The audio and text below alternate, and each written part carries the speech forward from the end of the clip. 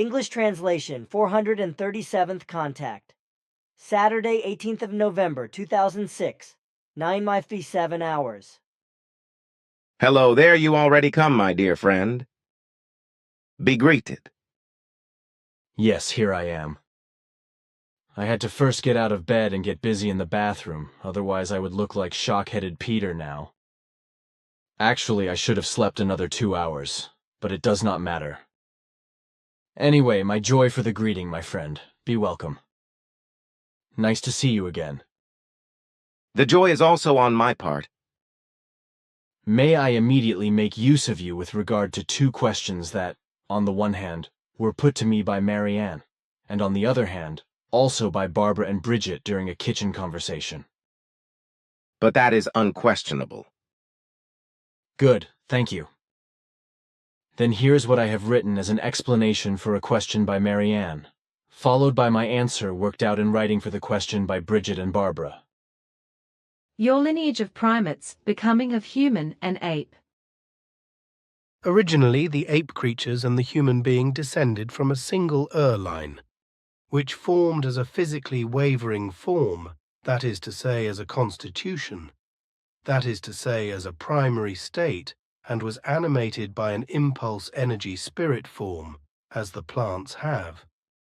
This impulse energy spirit form is, that is to say, was firstly given as an line of the primates arising from it, because in these physically wavering visin, an independently existing life form with its own individuality and personality in an impulse-based, instinct-based or consciousness form, that is to say, in these initial visin, which was neither animal, other creature nor human, but rather just a kind of slimy, wavering plant-like mass, in which an instinct-based or consciousness-based evolving spirit form could still not incarnate, that is to say, bear into. It was only when this kind of visin was far and highly enough developed to a primate, so that it possessed an actual brain, it became capable of receiving an combination of a conscious evolution consciousness and an instinct consciousness in the now developed brain. This combination of evolution consciousness and instinct consciousness was related to, evolvingly resulting from the form of the impulse consciousness, a hybrid spirit form, out of which two new spirit forms and thus two new lines and developments emerged, namely a hominid one, out of which, through the overall consciousness block, a conscious consciousness originated, and thus the conscious evolution-capable consciousness of the human being, nevertheless retaining to a certain extent the forms of the instinct consciousness and the impulse consciousness. With regard to the other spirit form, this formed itself as a pure instinct spirit form with an unconscious and therefore an instinct consciousness not capable of conscious evolution, precisely that of the apes, in which a part of the impulse consciousness was also retained. And when it is now taught, originally the apes and the human beings indeed descended from one line, out of which emerged the primates. In the origins of the development of the primates visin, these were, in their form of consciousness, formed as such that their consciousness was directed both to a conscious evolution consciousness as well as a form of instinct consciousness and an impulse consciousness. Early on, however, a strong evolutionary separation took place, though which only one kind retained its three consciousness forms and made these evolutively into a single consciousness compound, from which the species human, that is to say, human being, originated.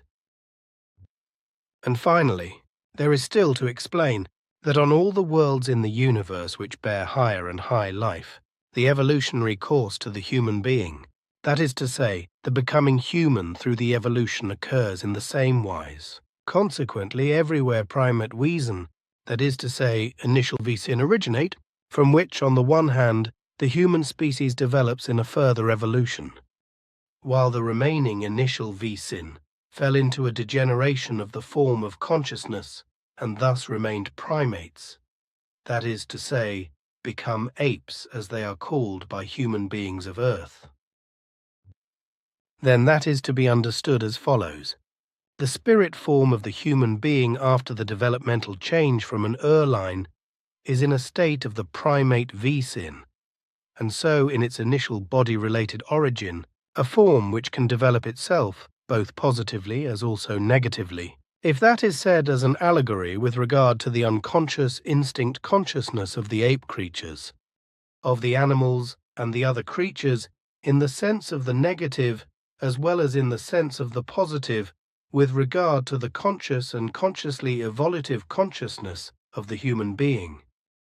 Fundamentally, it is given with the first becoming of each spirit form that it comes forth out of an evolutive developmental change of an unconscious impulse consciousness, that is to say, from an impulse spirit form that is capable to developmentally change to the higher, and develops itself in the hybrid stage only to the actual conscious human or unconscious animalistic spirit form, just as that is the allegory for the material life forms which in the first stages during the conception, that is to say procreation and becoming, show a neutral form and develop themselves only through the further development to the positive, that is to say male as well as to the negative, that is to say female. Kitchen Talk question, the 15th of November, 2006. Question. What is actually an Ishwish, or as the case may be, an Ishrish, and how is this title distributed among different domains of knowledge? And how does the essence of wisdom have to be defined? Answer: Ishwish, king of the essence of wisdom. Ishrish, queen of the essence of wisdom, knowledge and essence of wisdom.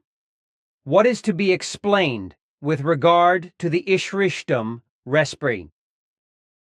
Ishwish, yours male, king of the essence of wisdom, and the Ishrishdom Riesp. JHRH born female, queen of the essence of wisdom, as well as with regard to the essence of wisdom, can subsequently be explained with Billy's formulated words. There is, for example, the level of the Ishwish and the Ishrish in relation to the technology science, the computer science, the history science, the chronicle science, the medicine science, etc., etc.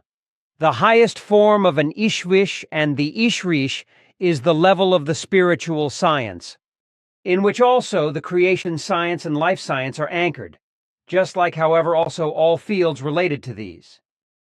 The spiritual science, and with it the Ishwishdom, is the level of the highest Ishwish spiritual knowledge, and the spiritual teaching, and therefore the most comprehensive knowledge and greatest essence of wisdom with regard to all creational laws and recommendations, as well as their following and the creational law-based life conduct, etc. at the level of the Ishwish, which is only surpassed by the level of the Srut, for whom the very highest cognitions with regard to the spiritual teaching and the creational principles are characteristic.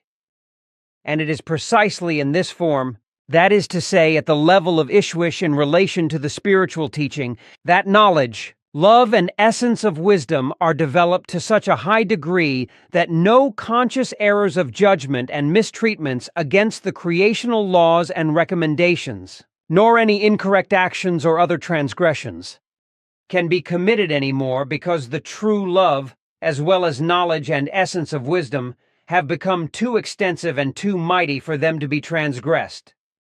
The situation is completely different with the other forms of the Ishvish or Ishrish, who do not focus on the creational law concerns, rather on purely material areas, that is to say branches of study, etc., in which arguably one can also attain great knowledge and great essence of wisdom, whereby nevertheless these Ishwishs and Ishrishs of purely material fields of knowledge are not immune from consciously making mistakes, which, through serious transgressions, are directed against the societal or creational regulation, and by which even the most serious destruction and annihilation can be caused.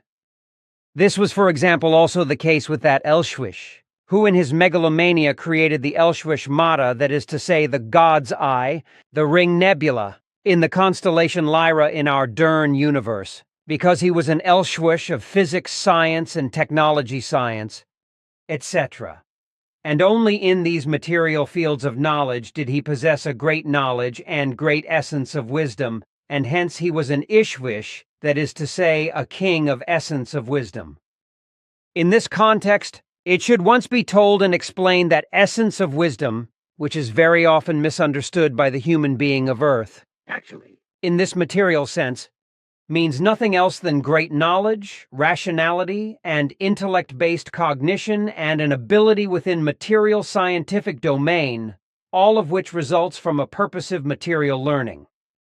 With regard to essence of wisdom, the following needs to be explained. Fundamentally, two forms of the essence of wisdom are given, namely, firstly, the essence of wisdom of expert knowledge about a specific material area of expertise, or several of them.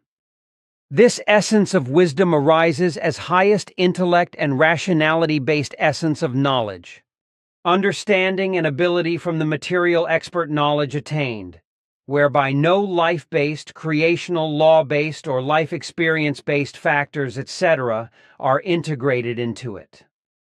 Essence of wisdom in this sense is based on a science in the sense of an exact material research and organized oneness of the knowledge, and it simply represents the totality of the science in question, its task and results, whereby it has nothing to do with true discernment, but is essentially only interested in the respective utility of the area of expertise, that is to say, area of knowledge in question, and is in no way sufficient, not even in the slightest iota, for the founding of a life attitude.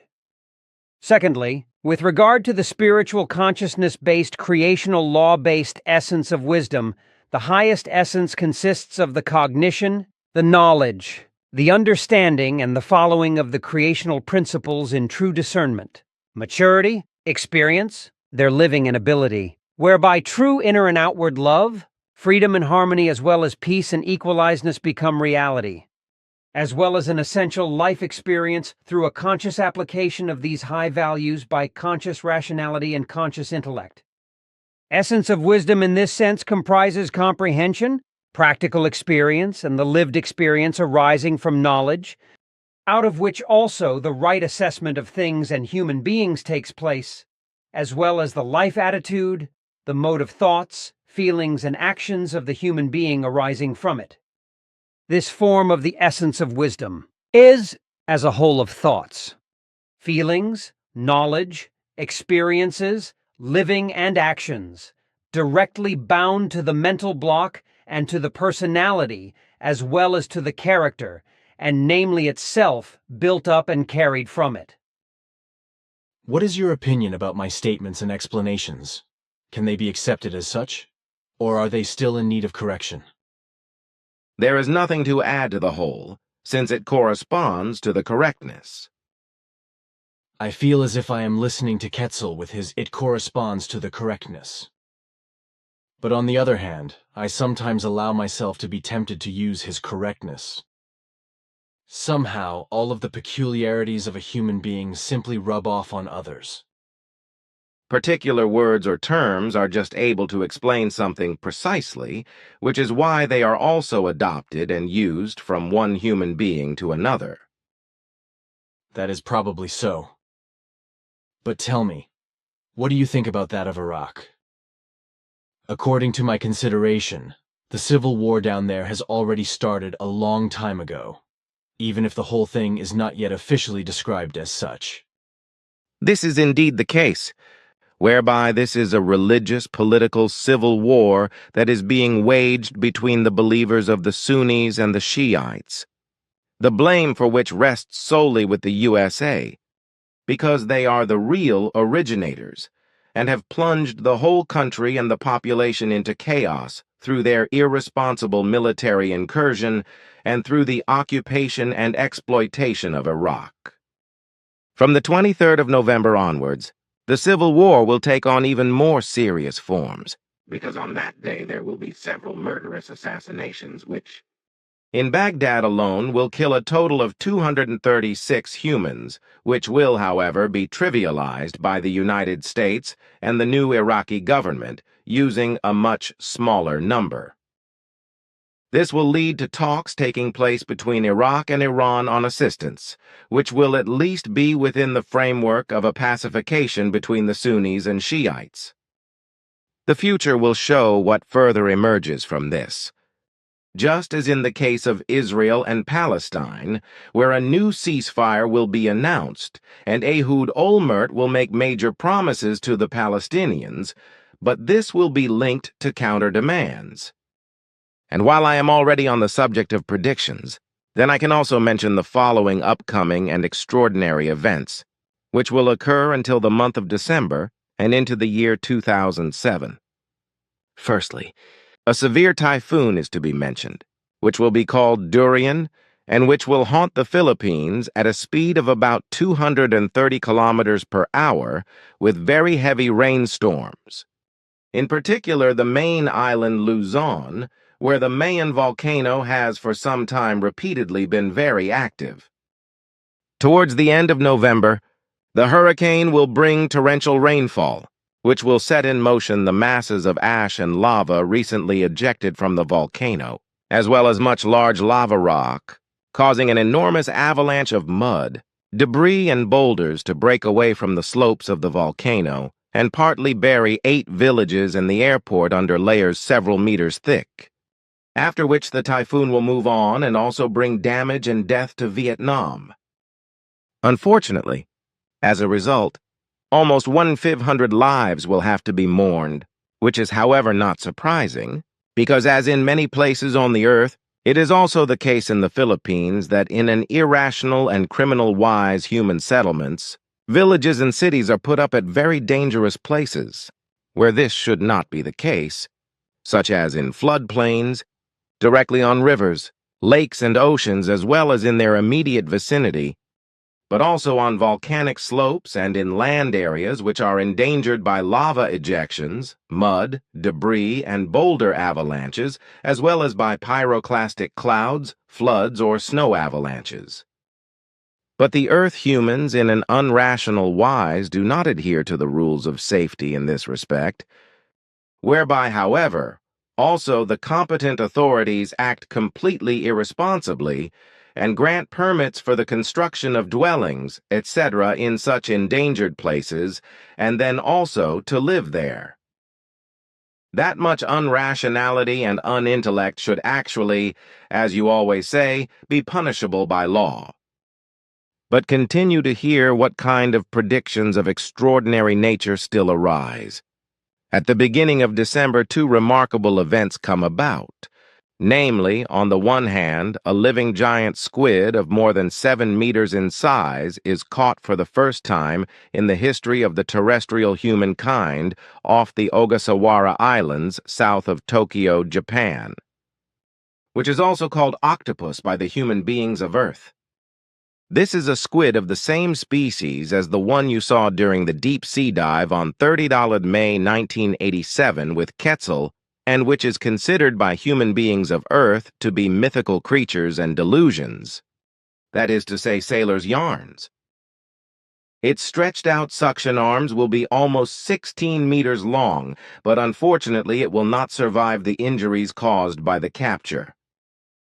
On the other hand, England will also be hit by a tornado at the beginning of December, which will move through London and cause greater destruction in the city.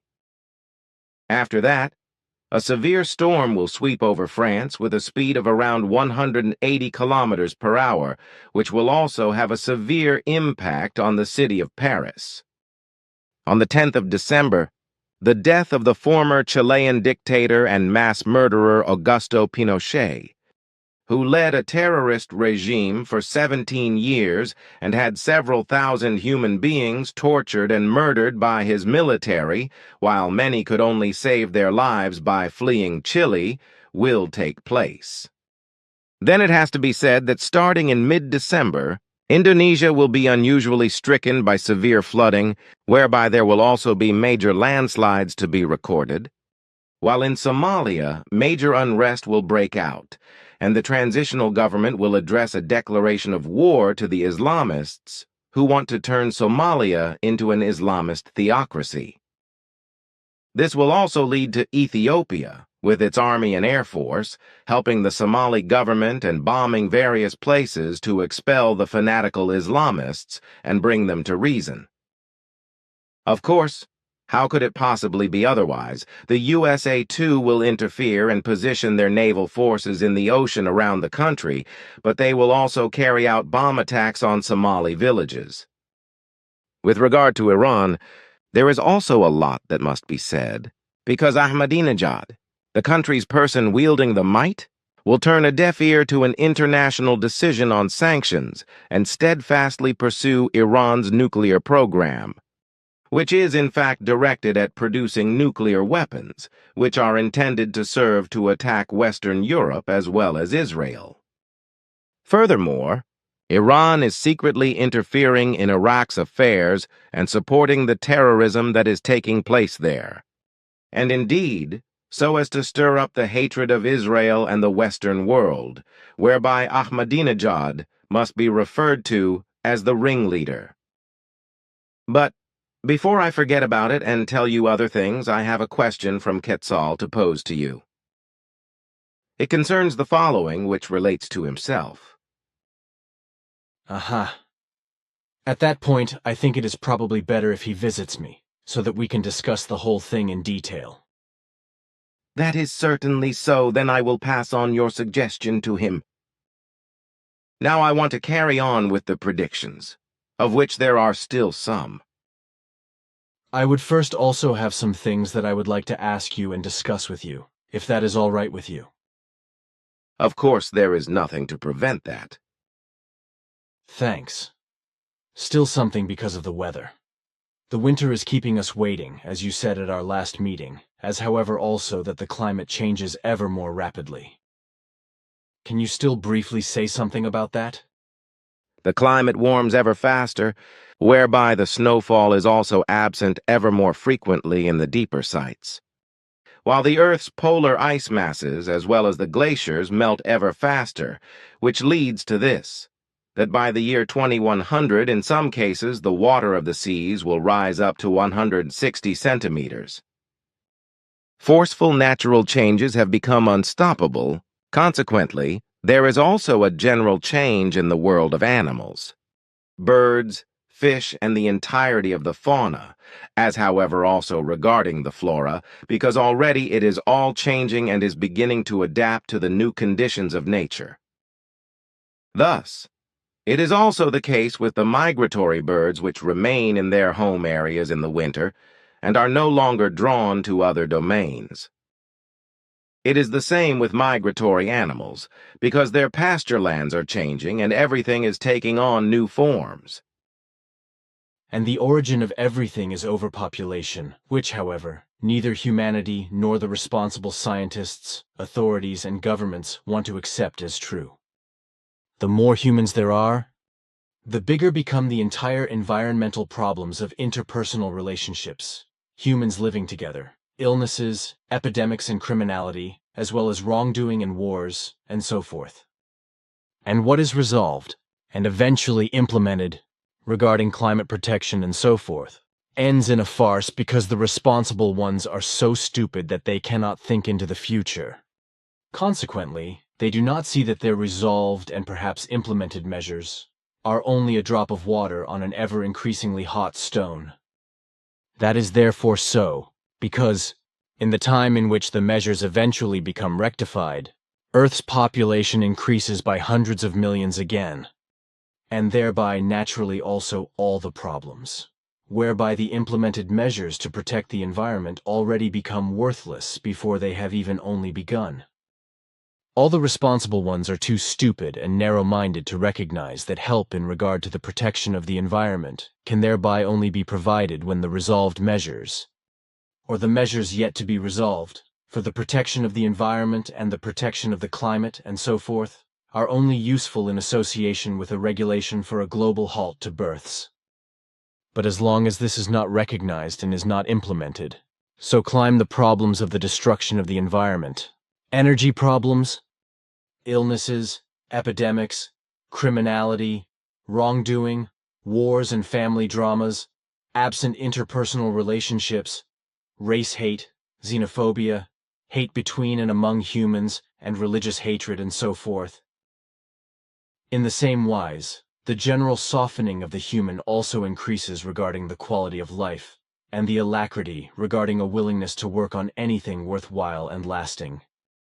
But overpopulation also brings with it that the human's entire body suffers ever more from damage to its health, because it is ever more susceptible to it.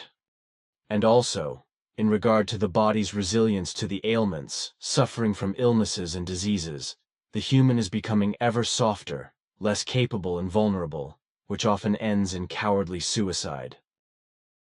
The quality of the affirmation of life sinks just as rapidly as also does the respect for life generally. But the effects of overpopulation are also demonstrated by humans becoming ever more uneducated and becoming addicted to evil vices, habits, and degenerations, whereby the most common forms are especially alcohol, drugs, and excessive seeking of pleasure and craving for travel, as well as degenerated sexual cravings. Parents ever more commonly leave their children undefended, allow them to starve and die of thirst, beat them to death, force them into prostitution or sell them, while in other families, conflict and strife, as well as battery and jealousy, rule between the marriage partners, which often leads to the dissolution of the entire family through murder and homicide. And still, ever more, only hate, profit-craving, strife, disharmony, bondage, vice, addiction, revenge, and the like rule among the individual humans, among the peoples, and even the entirety of humanity, because only few honestly concern themselves with love, peace, freedom, harmony, and a valuable living together for good interpersonal relationships, and a creationally correct manner of living, as well as for a good and deliberate evolution of the consciousness. Out of that, it also results that for the majority of humankind, true love and friendship are only empty and worthless words, and yet only isolated humans are lovingly concerned about the well-being of their neighbor. And what do the responsible ones of the governments do against all this evil? Nothing. They only thirst after their high and far overloaded stipends. However, undertake nothing valuable in order to discern the true facts of all the evil, and to undertake anything truly effective to stop all the need and all the misery of humanity, as well as of nature, the environment, the climate, and the planet. They crank out only hollow and empty words, let their own life be a good one, and do not concern themselves even so much as a pinch of filth about all the countless problems. And if, for once, a true human comes into a government, who works in the sense of truth and reality for the people and the homeland, as for example, in Switzerland, the upper house member Christoph Blocher, who can be called the only truthful member, and represents the interests of the righteous, thinking and intelligent ones, as well as the interests of the country and thereby the homeland, who really recognizes the real problems and wants to change them to the better. Then, in their own ranks, as well as among the people and in the parties, all the inexpert, incapable, and those who are weak in intelligence step into the plan and, with abuse and insults and opprobrium, shout down the ones who are industriously concerned with the good and best changes. And, as a rule, they do it, therefore, because they, on one hand, exercise their power and do not want what is right and good, and on the other hand, because their intelligence does not reach far enough to recognize the effective truth, and, in regard to this, to do that which is correct and valuable. Therein the evil also takes root, such that those who govern are not capable of teaching the people through appropriate schooling as regards the creational and natural laws, so that the human beings slowly but surely turn to the effective life and effective way of living, and thereby also true love, freedom, harmony, and true peace, as well as true humaneness. Facts that are already often named in our conversations, and which you have carried out into the world, which up until now, however, have by and large borne no fruit. Nevertheless, I will not give up and teach and publish the whole thing over and over again. However, if I now want to say something more with regard to the happenings in Iraq and in Israel as well as Palestine and Afghanistan, then the following. Warfare in the world is taking on ever-worsening forms, including with regard to the civil war in Iraq, where extreme Sunnis and Shiites are confusingly led in thinking that they must carry out jihad, or holy war with weapons, namely both against those who believe likewise as well as against those who are of another religion. That is to say, unbelievers, as they are called. In the case of the Sunnis and Shiites and vice versa, who fight each other, or in the case of the Taliban, it has to be said that jihad is completely misunderstood, because by this, Muhammad meant something completely different than to wage war by force of arms. His real teaching, namely, was to the effect that by the jihad he understood the individual struggle of the human being against himself or herself, in order to become a good, positive, virtuous and true, dignified and honorable human being. Thus, Muhammad's teaching of jihad is fundamentally to the effect that the human being shall not wage the holy war with deadly weapons and not against other human beings, but against himself or herself, in order to gain self-cognition and truth, so that he or she can truly live in humanity as a human being and fulfill the creational laws and recommendations. But this teaching of Muhammad has been thoroughly falsified as well as wrongly interpreted, and indeed up to the present day. This has also been done with the teaching that the human being shall live rightly, well, positively and virtuously as well as law-fulfillingly and recommendation-fulfillingly, in order to be an example in an instructive wise to the children and adolescents as well as to adults of all ages, just as all the prophets taught, even if it was presented by them with other words. The fact that these parts of Muhammad's teaching, along with many others, were falsified, led to the fact that many aspects of his teaching also led to false explanations and to evil consequences, as this unfortunately still continues to have an effect today. In particular by the radical, terroristic Islamism of those confusingly led, who pass themselves off as Muslim men and Muslim women, but neither understand nor live the teaching of Islam. True Muslim males and Muslim females see and live Islam in a different and peaceful kind and wise, thus not in war and terror against those who believe differently of their own Islamic religion or other religions. True Muslim males and Muslim females are not extremist Islamists and therefore not terrorists, for they are in truth striving to be peaceful and true human beings in self-cognition, and also to live in peace and humaneness with those who are of another religion. Those are good words. There is, however, something more to say about this, namely, that it corresponds to a widespread misunderstanding that each Islamic war was a war of religion, and that it had always been the seal culmination point of the war to forcibly and inevitably convert the defeated peoples to Islam with the sword. Of course, there were such wars of religion, but this only applies to the early fightings of Muhammad, in which he had to raise the sword perforce against Jewish and Meccan opponents of the Madanese community. Otherwise he would have been murdered with his followers. Surah 9:5 solely refers to this, in which the following was taught in the real original form by Muhammad.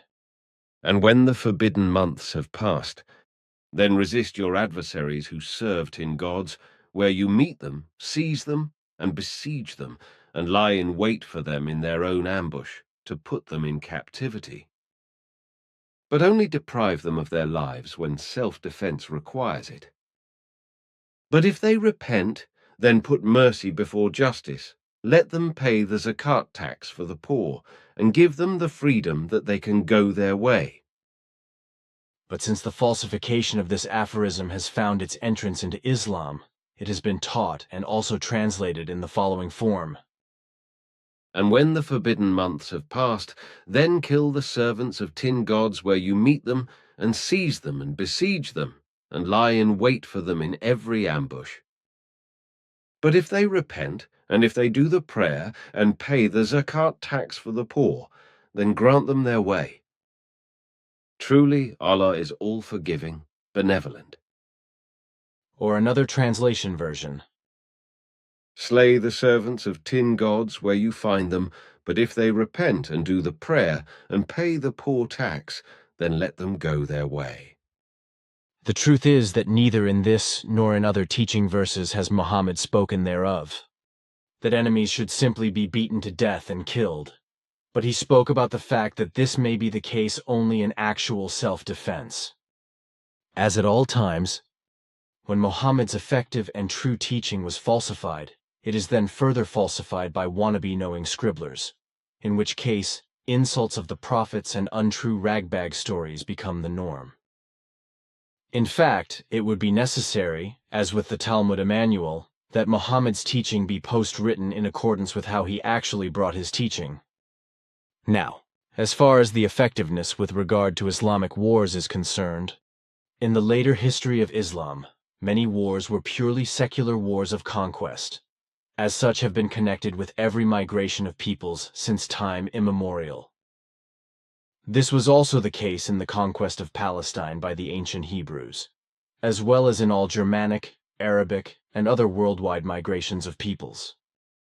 And as with Christianity in the Seven Crusades, etc., the Arab wars of conquest also had a characteristically religious background, which in particular is willingly overlooked, concealed, or disputed by Christianity in regard to its own wars of conquest. Now, the fact in the Islamic wars of conquest is that even though there was a religious background, the defeated peoples fundamentally recognized the Islamic suzerainty by simply paying the required tribute. However, as far as their religion, that is to say their belief and their worship were concerned as well as the civil regulations, they could thus keep everything without having had to make amends for it or having been forced to Islam. The Islamic idea of theocracy did not exclude, but rather included, tolerance toward those who were of another religion, for submission was of purely political form. Of course, there have been fanatics since the year one and also since every beginning. As with Christianity and all religions, except Buddhism and Islam, who used Muhammad's teaching in a wrong and falsified wise for their claims for might and actually tried to spread Islam with the sword. Which is why this has also spread as knowledge worldwide, and unfortunately is not to be denied. But those who acted in such a wise were not real Muslims, but perverted fanatics who utilized falsified teaching parts for their own benefit. So, if also I speak, talk, or write about it, such as in the book Ein offenes Wort, an open word, in German only as of 2023, that facts are to be quoted in the teaching of Islam, which are connected with war, the sword, murder and manslaughter, etc., then it exclusively concerns facts that have arisen due to the falsification of the Quran, and which have nothing to do with the effective truth and reality, because Muhammad had not brought a teaching of war and murder, but a teaching of love, of truth, freedom, harmony, and of peace for all human beings on the earth, and indeed irrespective whatsoever of what race, religion, other belief orientations, or which people and which social status they belong to. He did so in the same wise as all the prophets of his lineage, before him and after him. Good words again, but that is not surprising.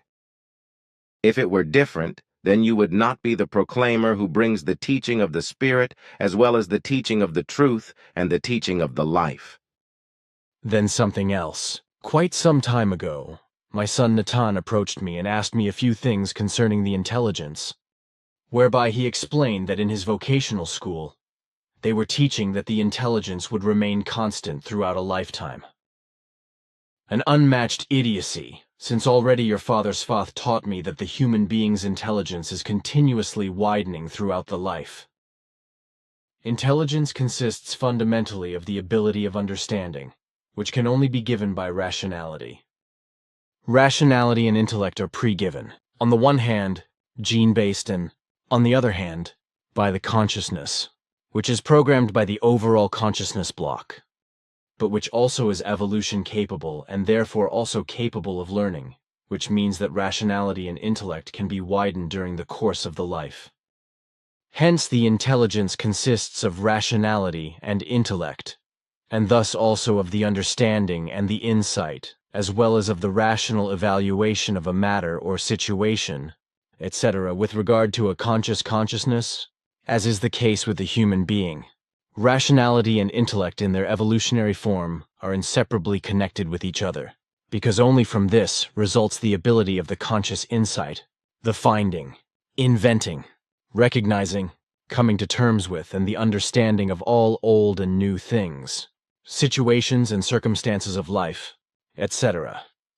It inevitably and unambiguously follows from this that the human being's rationality and intellect are learnable, and as such thus contingent on evolution, which in a certain instinct-based sense also applies to animals and other creatures of the land, the air, and the water, which is why one can also use the expression animal intelligence.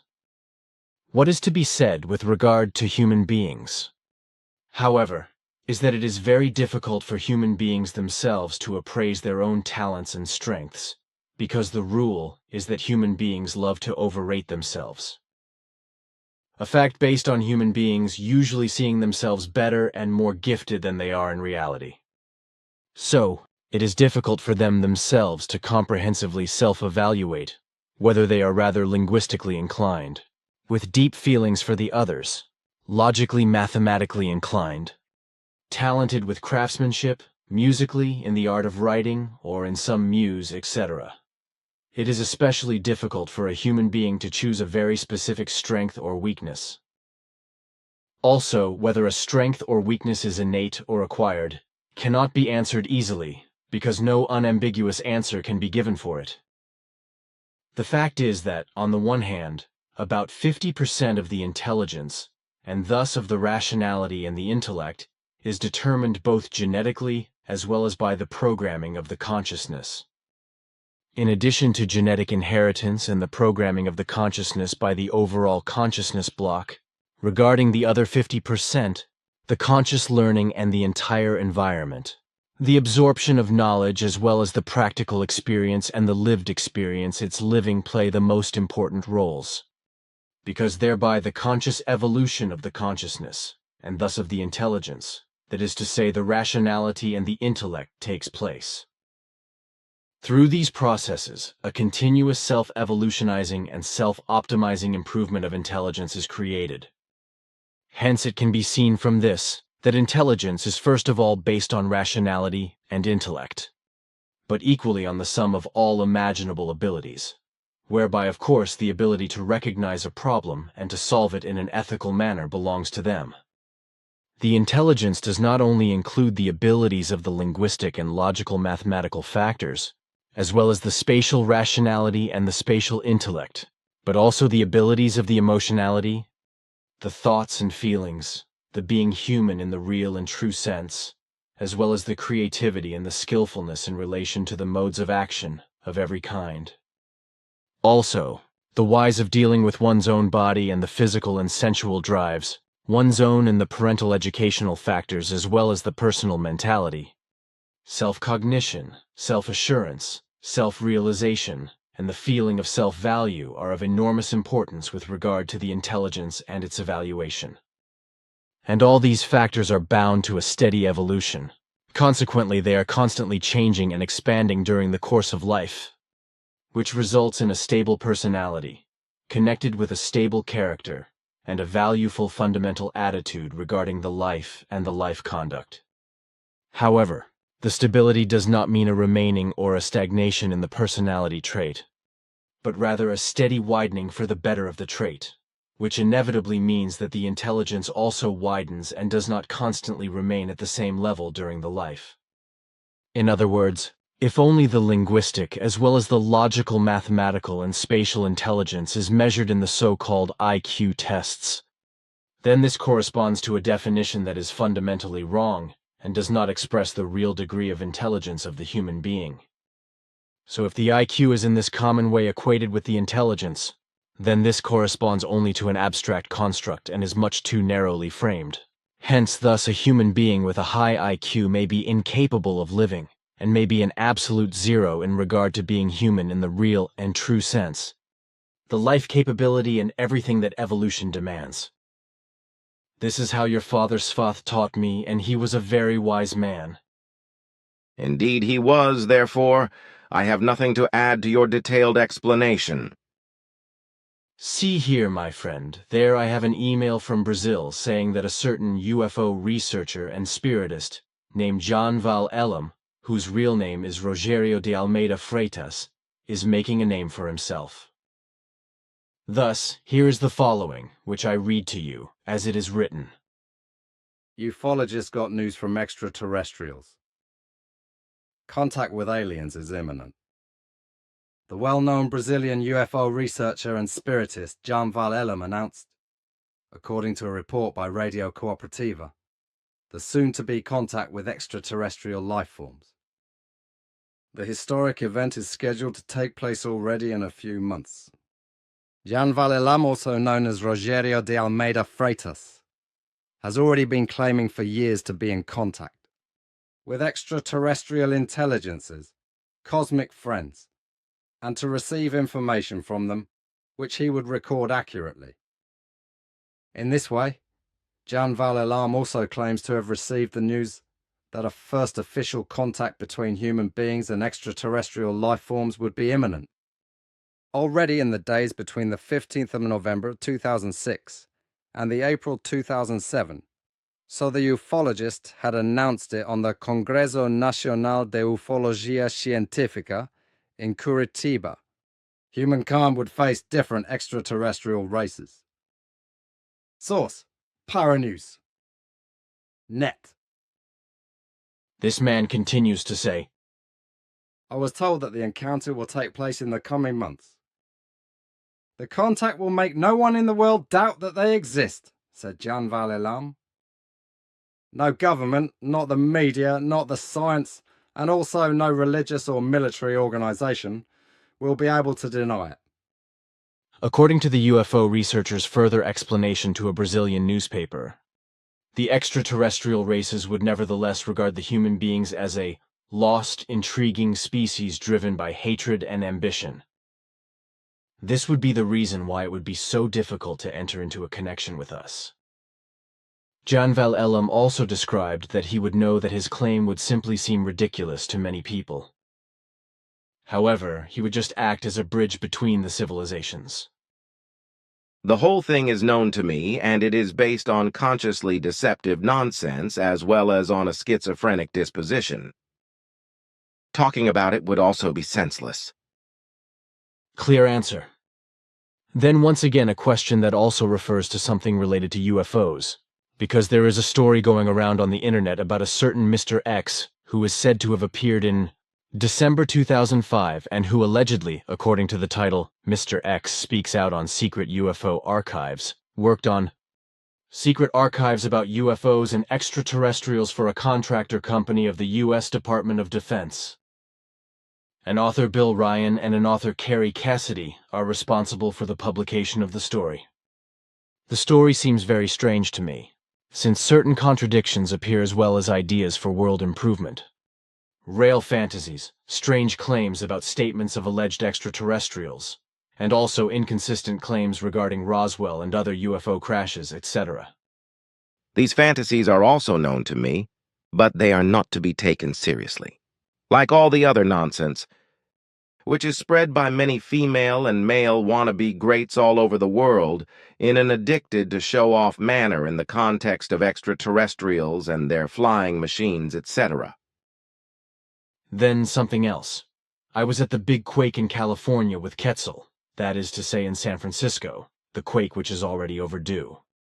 Have any new things come evolved on that? Or does everything remain as Quetzal told me? That the earthquake is to be expected in the foreseeable future, and that it will be the biggest natural disaster in living memory. The quake will not just have a negative impact upon San Francisco, but also Los Angeles, San Diego, and various other places. And as Quetzal said, possibly the seaward part of the San Andreas Fault will tear off, whereby an elongated island would result. You have seen the enormous destruction in the future, however, only in relation to the beginning time. But the entirety will, however, be much worse when the great quake occurs. The point in time has remained the same as that which Quetzal named for you. Therefore, everything remains as predicted and as it was, as I have seen then through the travel into the future. It was at that time a journey into the real time of the future of the real event. Consequently, also nothing about it can change. Naturally, how stupid of me. Oh well, I have here yet another question. Because someone has asked me for an answer in the bulletin regarding on what Charles Darwin, in 1859, has constructed his theory of evolution, that the human being would be descended from apes. I learned from your father, Sfath, that Darwin falsified an ape skeleton in order to prove his theory, whereby, however, his assertion, being that the human descended from apes, did not even grow out of his own rubbish. In reality, as Sfath explained, Charles Darwin was linked with Tibetan Buddhists, who told him of the Tibetan legend, according to which all human beings would descend from 8 different branches of apes. Can I convey my answer in this form? Of course, because what my father explained to you corresponds to the truth. Darwin was a human who craved renown and did everything illicitly and dishonestly to greatly build up his image. The Darwinian teaching of evolution in regard to the Earth humans, that they originally arose from the apes, is truly not based on his own thought processes or from his own research, rather on a Tibetan legend that all humans descended from 8 different branches of apes. Darwin put the legend to use, whereby he accordingly filed certain bones of an ape skeleton in order to substantiate and provide a line of evidence for his deceit, and presented the whole thing to the scientific body of the day. Darwin, as founder of the so-called modern theory of evolution, actually did study medicine and then later theology, whereby he came into contact with Buddhists from Tibet. Indeed, he was generally dealt with as a naturalist, but that role started as he took part in the world voyage of the survey ship Beagle, which was underway on the world seas from 1831 until 1836. From 1842, as I have read, he began to work on his comprehensive travel experiences and systematically collected his extensive material together in regard to the origin of the species. Geological observations, as well as those of fauna as it pertains to geography, caused him to doubt the rightness of the traditional teaching of the inalterability of the species. From that also arose his main work, The Origin of the Species Through Natural Selection, which constituted a turning point in the history of biology in 1859. With the theory of selection, which led to Darwinism, respectively to the Darwinian teachings of descent, he explained the purposive adaptation of forms of life to the environment. That he thereby also tried to underpin his teachings through the fraud of his adaptation of ape bones, and that he presented the Tibetan legend, that all humans are arisen from 8 branches of apes, as reality, then led to the erroneous teaching that the human descended from apes, whereby this has endured until today, and even the scientists grant their belief to this deception. In 1871, he then published 2 volumes entitled The Descent of Man. Darwin was born on February 12, 1809, in the Mount at Shrewsbury in England, and he died on April 19, 1882, in Downhouse, which corresponds to today's London Bromley. Are these statements true so far? All of it corresponds to the correctness. Yes, those are the actual facts. Then yet again, a bulletin question which relates to the 13th Dalai Lama. The question is this: why did the 13th Dalai Lama Mongolian Dalai Doba of an Ocean of learned knowledge and Tibetan Blama, the superior, have to flee from the Chinese? The question is somewhat confusing, because Quetzal taught me something else, as, however, you also did, consequently, to my knowledge, it was not the 13th Dalai Lama who fled from the Chinese, rather the 14th, who is actually called Tenzin Gyatso, and who was born in 1935 and enthroned in 1940. His current domicile, if I am not mistaken, is Dharamsala in the constituent state of Himachal Pradesh in India. In 1959, he fled to India as the Chinese occupied Tibet because the Dalai Lama is, in truth, not a religious head, rather a political head, even if something else is asserted by the Lamists, who say that he is the highest spiritual dignitary. He emerged as the political power holder in the context of the Tibetan government in exile led by him, in order to obtain a real autonomous Tibet through negotiations with the Chinese government, whereby the Dalai Lama is then naturally supposed to constitute the sovereign, respectively, the political ruler. The Tibetan government in exile is not officially acknowledged by any country. Even when the 14th Dalai Lama emerges as the spiritual dignitary of Lamaism and officially stands up in the world for tolerance among the religions and the peoples, as well as for the observation of humanity's global responsibility. In the background, hidden in his deeds, is actually his political power nature, which he gladly wants to exercise in Tibet, and presumably even in the entire world. With him it is therefore about power, which was already the case with the 13th Dalai Lama, who was the political leader of Tibet, and also with the others before him. He chased the Panchen Lama, respectively Panchen Lama, meaning learned philosopher, respectively the spiritual leader and co-regent of Tibet, into flight, and indeed in the year 1923. His flight led him to China, where a large Buddhist community offered him protection. His life was threatened by the 13th Dalai Lama, who had sent out his soldiers to mercilessly immediately shoot the Panchen Lama if they got hold of him. You have also taught me that on one hand, the Lamaist Lhasa, the Lamist center in Tibet, is, so to speak, a secret world center in Asia, and that, secondly, Lamaism is an Ausgeartete, has gotten very badly out of control of the good human nature and despotic sect which cannot be equated with Buddhism, although the Dalai Lama and the Lamists refer to Buddhism in regard to their religion. Accordingly, the national religion of Tibet also cannot be called Buddhism, rather only Lamism, which has nothing to do with real Buddhism, if nowadays a true Buddhism may be spoken of at all, because, even with this, very many things were distorted, and indeed, even in regard to the teaching of Gautama Buddha, consequently the real teaching was only taught, understood, and lived by the Prophet himself. True Buddhism knows neither Gestalt as using, with all the coercive means that are at one's disposal, physical, psychical, mental, and consciousness-based powers, abilities and skills, in order to carry out and carry through tremendous actions and deeds, nor might, nor despotism or forms of unfreedom, of discord or of disharmony. Yet what is taught and lived today, also with all other religions and sects, has nothing more, or not much more, to do with the actual teachings of the Prophet Buddha, because these were thoroughly distorted. The Dalai Lama, Tenzin Gyatso, who today cruises around in the world, promotes a free Tibet and writes books with inexpert content, is not a Buddhist at all, rather a Lamaist who strives for state power. Who then still wonders that he had to flee from the Chinese?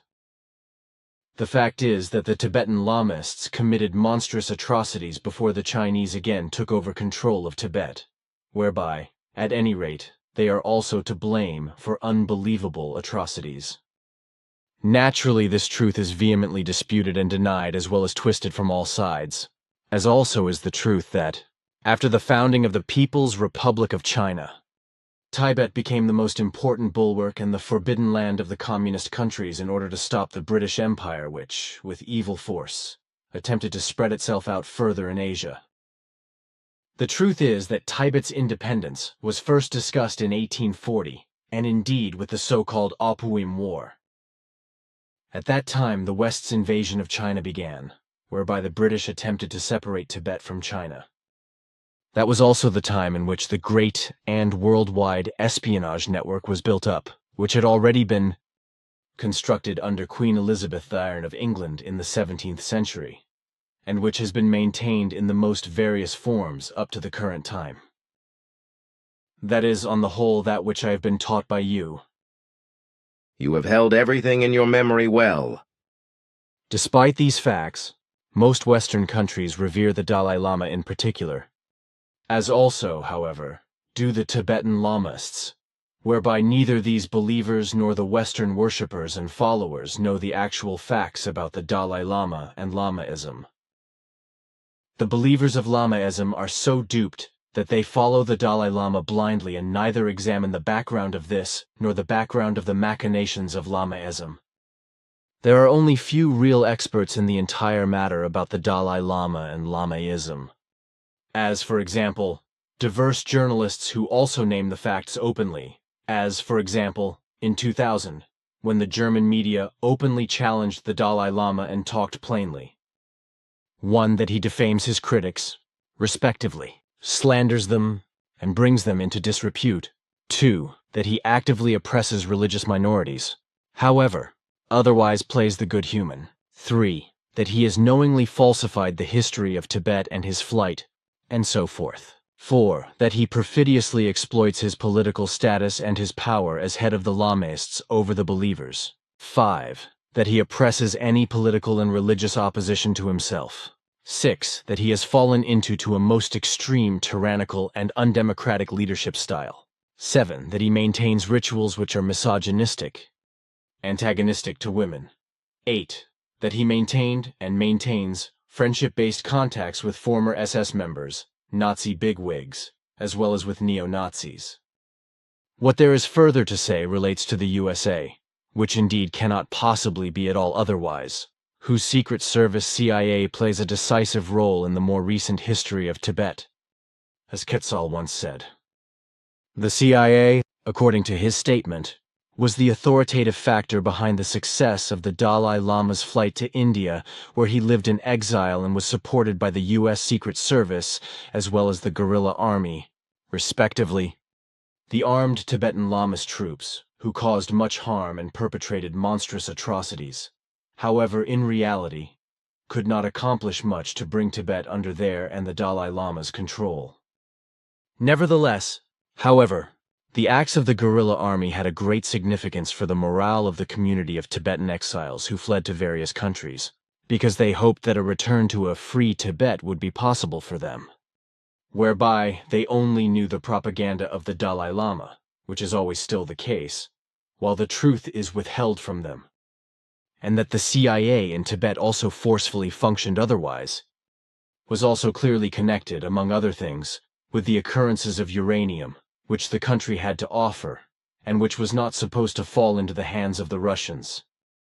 However, in regard to Tibet, other powers also played their notes, as, for example, Helena Petrovna Blavatsky 831, who spread the nonsense of the ascended Tibetan masters in the West, allegedly transmitted for the first time in 1870, which firstly and lastly has influenced the entire New Age movement, which directly, with its criticism of culture and community, initially came about in the Californian counterculture of the 1960s.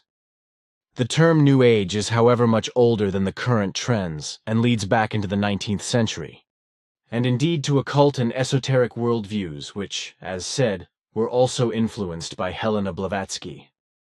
Influenced by that were indeed also the National Socialistic Nazi Rudolf Hess and Sebottendorf, who, together in 1918 respectively, 1919 in Munich, founded the Secret Thule Society, a lodge-type association which was constructed on the principles of Lamaist teaching.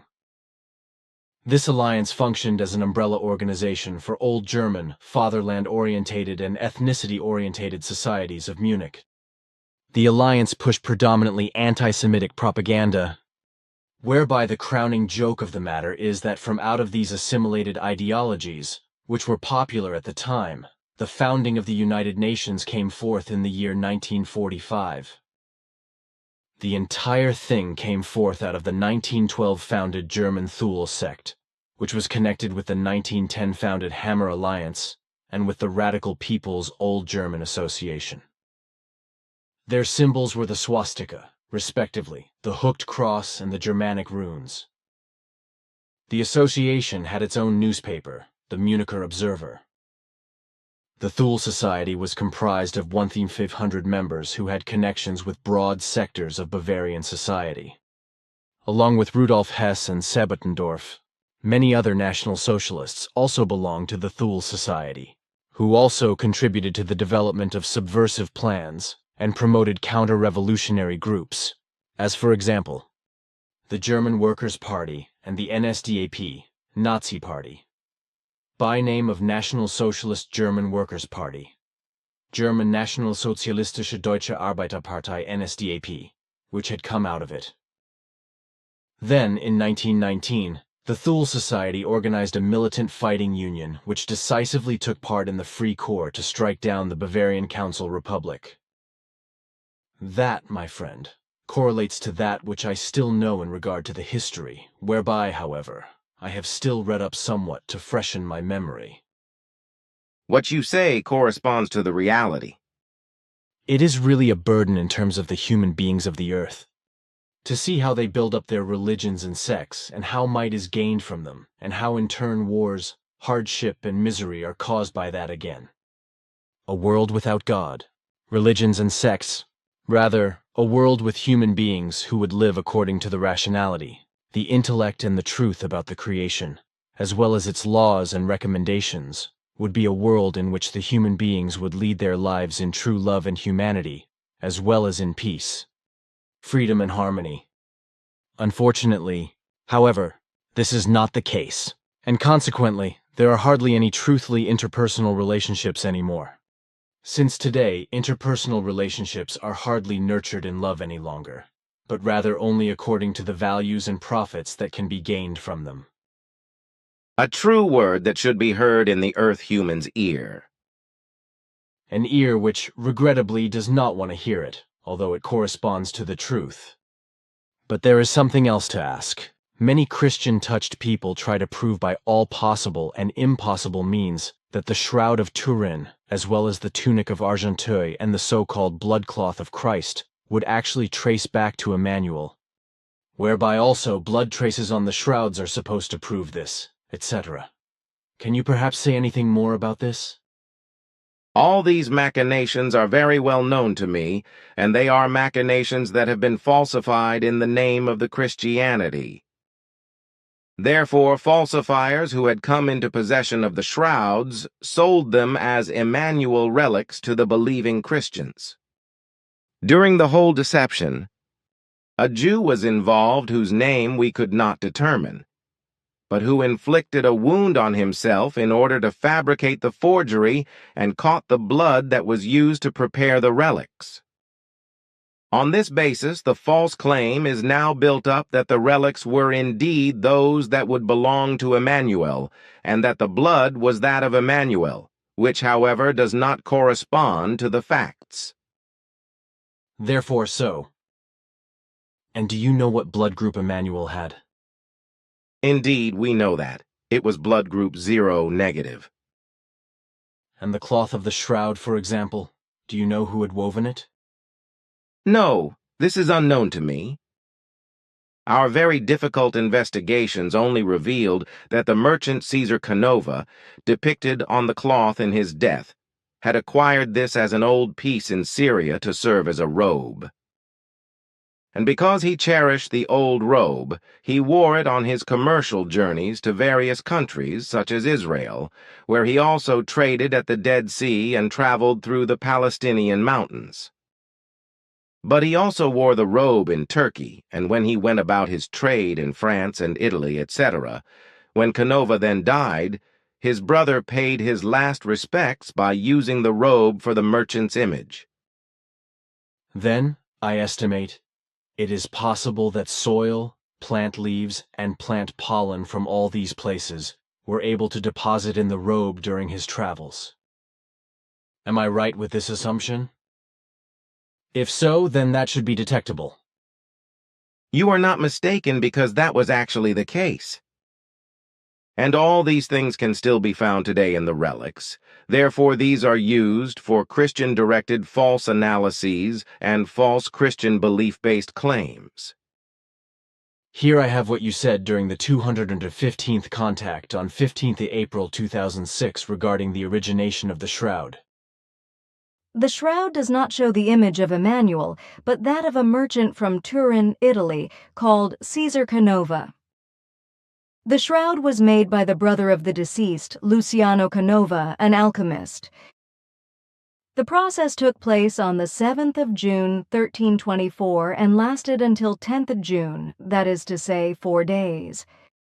During this, the procedure was not such that the shroud was placed on the deceased and the latter was rubbed with chemicals, as is often claimed, but it was a very early form of photography, whereby the corpse was placed vertically in front of a large glass lens, through which the image was then projected for 4 days through an effect of sunlight onto a large fabric surface soaked in chemicals in a dark room, after which the shroud was then treated with silver nitrate, and thus the image became visible and was retained. That corresponds to the given. Do you still continue to research these things? Our respective data are complete. So, no further research is needed. However, you certainly know more than just what we have discussed. Of course. But this would probably take us too far now. So, let's leave it at that. Well, then let me now please hear what you still have to say. Well, the following is furthermore emerging. On December 26th, the highest court of appeal in Baghdad will confirm the death sentence passed on Saddam Hussein, which will lead to worldwide protest, whereby, however, how could it also be otherwise, the USA and first and foremost the good Christian U.S., President George W. Bush will favorably respond to and cheer the death sentence and the execution by hanging in the early morning of 30th of December, because he believes that he can thereby still justify the war in Iraq after all. Responsibility for the death sentence and the execution lies solely with the fanatical, sectarian and delusion-obsessed U.S. President Bush and all his supporters, because if that were not so, then Saddam Hussein's punishment would be lifelong imprisonment. Thus, already the first death sentence came solely about as a result of the U.S.'s might, as will be the case with regard to the confirmation of the sentence by the highest court of appeal in Baghdad. First and foremost, the death sentence stands as an act of personal revenge by U.S. President George W. Bush, who acts as a godly judge and executioner with regard to Saddam Hussein, playing lord over life and death. Just a moment. I would also like to say something about this. In my opinion, it will also be the case in Iraq that all addicts of revenge will howl in favor and with hurrahs, because Saddam's enemies only know hatred and revenge, which is understandable on the one hand, if one considers the atrocities and mass murders which he himself committed, or which he had committed by his henchmen. But hatred and revenge must never so Oscar-arted get badly out of control of the good human nature, that murder is paid back with murder. The death penalty is always murder, and a country which carries out the death penalty is a country of the terror and of the dictatorship, as is also applicable to the USA. The death penalty is never reconcilable with a democracy, nor with freedom, peace, love, humanness, and harmony.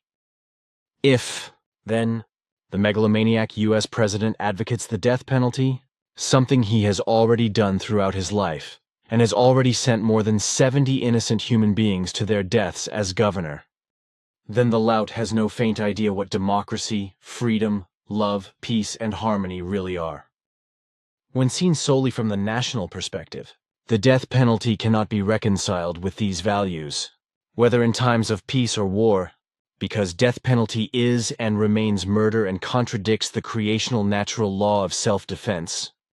And indeed, even if the human being sentenced to death is a single or repeated murderer himself or herself. The death penalty is also a fundamentally malicious, pathological craving for revenge and human unworthy process against the human rights, as these were proclaimed by the General Assembly of the United Nations on 10th of December 1948, and which in this respect state in Article 3, everyone has the right to life, liberty, and security of the person. And Article 5 states, no one shall be subjected to torture or to cruel, inhuman, or degrading treatment or punishment. Saddam Hussein, too, is a human being. And in fact, even if he has gotten completely out of control of his good human nature and is a killer and mass murderer, to whom, however, the freedom can no longer be granted, because he has forfeited it through his delinquency. But he has the right to his life and his safety. Therefore, he must not be tortured by a death sentence and also not be executed. It must also be considered that a death sentence is carried out by depriving a helpless and defenseless person of life, because he or she is unarmed at the mercy of the executioners, and therefore no act of self-defense is given, which would warrant a killing. Executing a death sentence is an act of Ausartung to get very badly out of control of the good human nature, that contradicts the creational natural law, which reads, "You shall not kill in perversion." Executing a death sentence without a given self-defense means murder in Ausartung. Thus, every death penalty must be rejected, and no matter under what circumstances, because a killing of a human being is only permitted in absolute self-defense, when there is no other possibility left to protect and preserve one's own or another's life. But a person sentenced to death is deprived of his or her weapons and possibilities by which he might continue to be harmful by murdering, in Ausartung or otherwise, because as a rule he or she is in safe custody and cannot create a self-defense situation which would justify a killing in self-defense. And to come back once again to Saddam Hussein, of course he is a multi-murderer, because he himself murdered a number of human beings with his own hands, just as he also obliged his henchmen to do so. Therefore, he must be severely punished for it.